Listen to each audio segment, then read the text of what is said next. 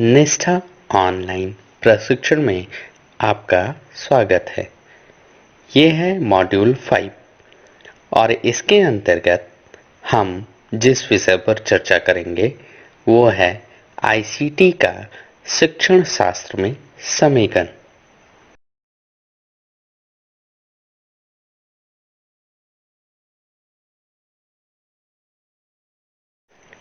आइए जानते हैं आईसीटी का शिक्षण शास्त्र में समेकन से क्या तात्पर्य है।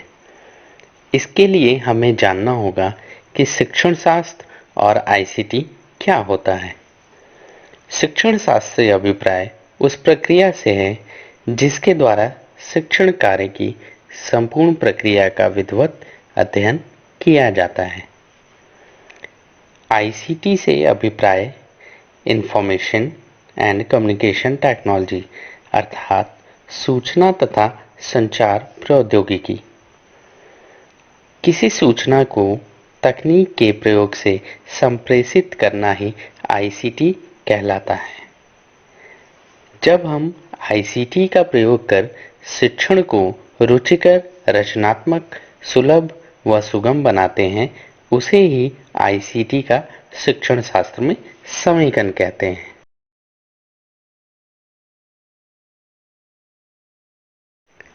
आईसीटी का शिक्षण शास्त्र में समेकन क्या है?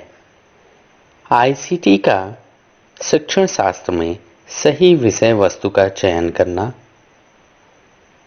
आईसीटी का कक्षा में सही उपयोग करना।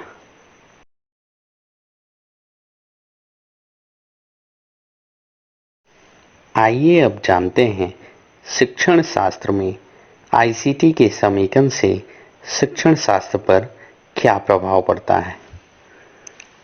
आईसीटी के प्रयोग से समूह कार्य को आसानी से किया जा सकता है। जैसे यदि हम किसी प्रोजेक्ट पर कार्य कर रहे हैं और उसमें हमें किसी की सहायता चाहिए, तो हम उस व्यक्ति को अपना प्रोजेक्ट भेजकर तुरंत उसकी सहायता ले सकते हैं, जो कि परंपरागत तरीके से बहुत अधिक समय ले सकता था। आईसीटी का शिक्षण में समेकन अधिगम अनुभव को रुचिपूर्ण बनाता है। जैसे यदि बच्चे किसी पाठ को पुस्तक से पढ़ते हैं तो उन्हें ये अनुभव उतना रुचिपूर्ण नहीं लगेगा जितना तब लगेगा जब वो उसे चित्रण तथा ऑडियो वीडियो के माध्यम से देखते हैं।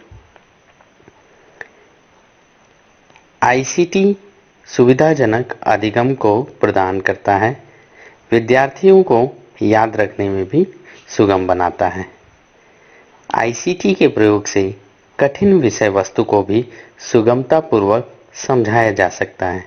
जैसे यदि विद्यार्थियों को यह समझने में कठिनाई हो रही है कि मानव मस्तिष्क किस प्रकार क्रिया करता है, तो यदि उसे मानव मस्तिष्क की क्रियाकलाप को विजुलाइज करके डेमोन्स्ट्रेट या प्रदर्शित किया जाए तो उसे सरलतापूर्वक समझ में आ जाएगा। इस प्रकार हम कह सकते हैं कि शिक्षण में आईसीटी का प्रयोग लचीलापन, रचनात्मकता तथा विविधता प्रदान करता है।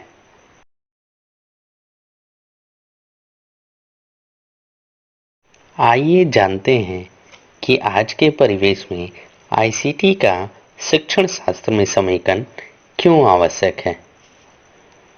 विद्यार्थियों में उत्सुकता व रुचि का संचार करने हेतु आईसीटी का प्रयोग करना एक अच्छा विकल्प हो सकता है। विषय वस्तु की प्रभावशाली व्याख्या करने के लिए आईसीटी उपकरणों का प्रयोग किया जा सकता है। आईसीटी का प्रयोग शिक्षण में इसलिए भी किया जाना चाहिए ताकि विद्यार्थियों में उच्च स्तरीय कल्पनाशीलता का विकास किया जा सके। विद्यार्थी अपने पाठ को सुगमता से पढ़ सकें तथा कहीं भी कभी भी पाठ की पुनरावृत्ति कर सकें, इसलिए भी आईसीटी के उपकरणों का प्रयोग आवश्यक है।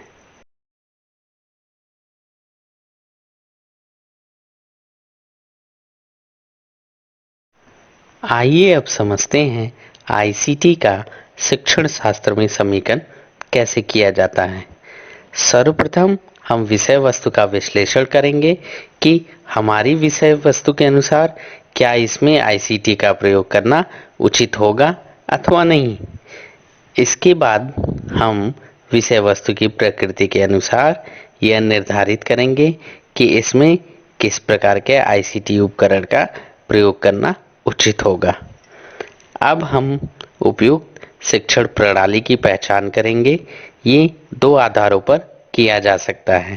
पहला, कक्षा के परिवेश के आधार पर अर्थात कक्षा में उपलब्ध संसाधनों के आधार पर। दूसरा, शिक्षार्थी के समझ के आधार पर अर्थात ऐसे ही आईसीटी उपकरणों का प्रयोग उचित रहेगा जिसे विद्यार्थी समझ सके।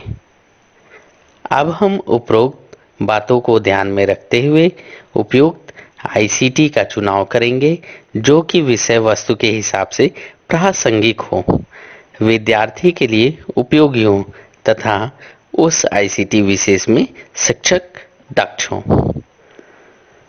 उपरोक्त प्रक्रिया के बाद हम विषय वस्तु व पाठन सामग्री तथा आईसीटी का सार्थकता से समेकन करेंगे।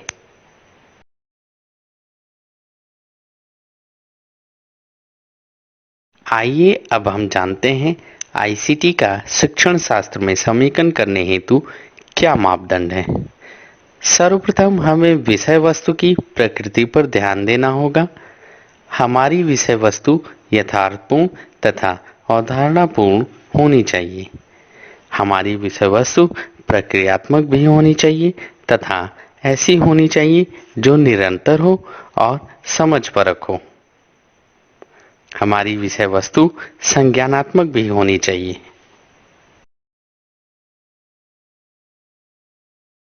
देश में वर्षा मुख्यतः मॉनसून पर निर्भर करती है, इसलिए वर्षा की अवधि कुछ ही महीनों तक सीमित रहती है। वनों की कटाई के कारण वर्षा के तंत्र में परिवर्तन आ रहा है। पेड़ न होने के कारण वर्षा का जल भूमि में नहीं जा पाता, वह बह जाता है तथा समुद्र में मिल जाता है। उद्योगों तथा खेती के लिए जल का अत्यधिक दोहन किया जाता है। इसी तरह विभिन्न कारणों से जल का प्रदूषण भी बढ़ रहा है। ऐसे कई कारणों से उपलब्ध जल की मात्रा में कमी आई है। जल की अनुपस्थिति का निकट संबंध निर्धनता से भी है, इसलिए हमें जल संसाधन का संवर्धन करना आवश्यक है। प्राचीन समय से स्थानीय लोगों द्वारा बांध यानी डैम्स, जलाशय यानी टैंक्स एवं नहरें यानी कनाल्स बनाकर जल का संवर्धन किया जाता रहा है। इन जलाशयों का प्रबंधन स्थानीय लोगों द्वारा किया जाता था ताकि जल पूरे वर्ष उपलब्ध रह सके। सदियों के अनुभव की सहायता से जल की उपलब्धता को देखकर उचित फसल प्रतिरूप यानी क्रॉपिंग पैटर्न अपनाए जाते थे।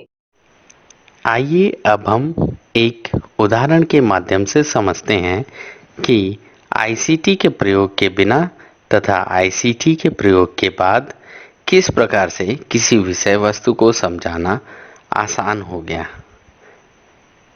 आप देख रहे हैं लेफ्ट साइड में जल संरक्षण की तस्वीर।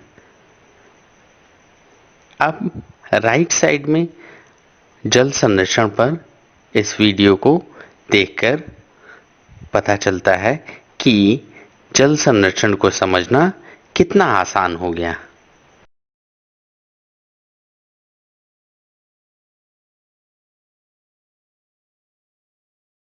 आइए अब हम जानते हैं डिजिटल लाइब्रेरी के बारे में।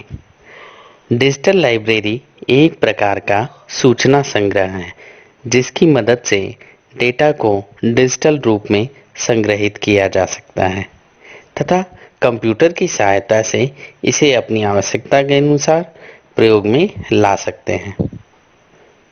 डिजिटल लाइब्रेरी में डॉक्यूमेंट्स की सॉफ्ट कॉपी को इंटरनेट पर सेव किया जा सकता है तथा कभी भी कहीं भी आवश्यकता अनुसार उपयोग किया जा सकता है।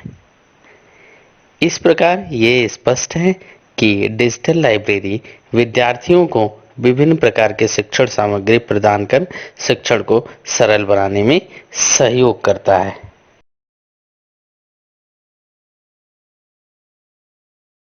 आइए जानते हैं डिजिटल लाइब्रेरी के प्रमुख घटकों के बारे में।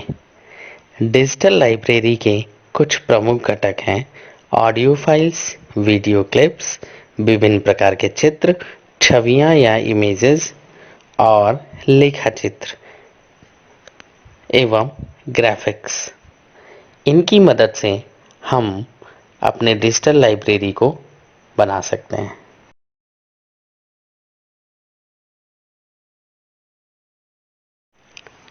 अब हम चर्चा करते हैं डिजिटल लाइब्रेरी के उपकरणों की। डिजिटल लाइब्रेरी के प्रमुख उपकरण हैं Google drive, Google books, Amazon Kindle, e books, Wikipedia इत्यादि। इन डिजिटल लाइब्रेरी के उपकरणों के माध्यम से हम बच्चों में digital books, digital content share कर सकते हैं।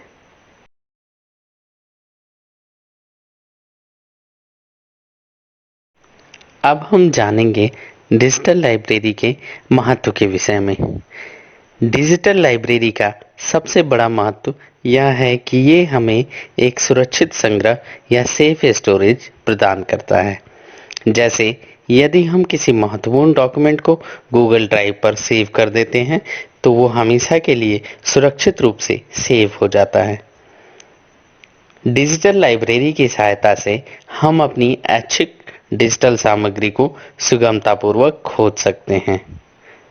डिजिटल लाइब्रेरी की सहायता से हम जिस प्रकार की डिजिटल सामग्री को प्राप्त करना चाहते हैं उसे सुगमतापूर्वक प्राप्त कर सकते हैं।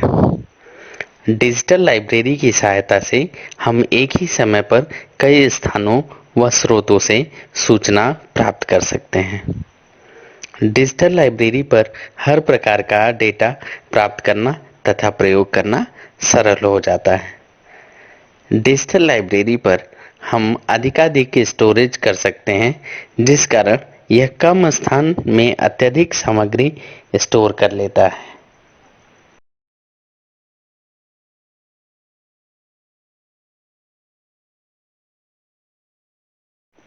उपरोक्त हुई चर्चा के अनुसार हम इस निष्कर्ष पर पहुंचते हैं कि आईसीटी का शिक्षण शास्त्र में समेकन शिक्षा के स्तर को ऊंचा बनाने में सहायक सिद्ध होगा। आईसीटी के प्रभावशाली व प्रवाहमय उपयोग से शिक्षण में ऐच्छिक परिणामों को प्राप्त किया जा सकता है। आईसीटी का शिक्षण शास्त्र में समेकन वंचित वर्ग तथा संसाधन संपन्न विद्यार्थियों के मध्य अंतर को समाप्त करने में सहायक सिद्ध होगा। आईसीटी की तकनीक के प्रयोग से जटिलतम घटनाओं व प्रक्रियाओं को वीडियो के माध्यम से प्रदर्शित करके सरलतापूर्वक समझाया जा सकता है।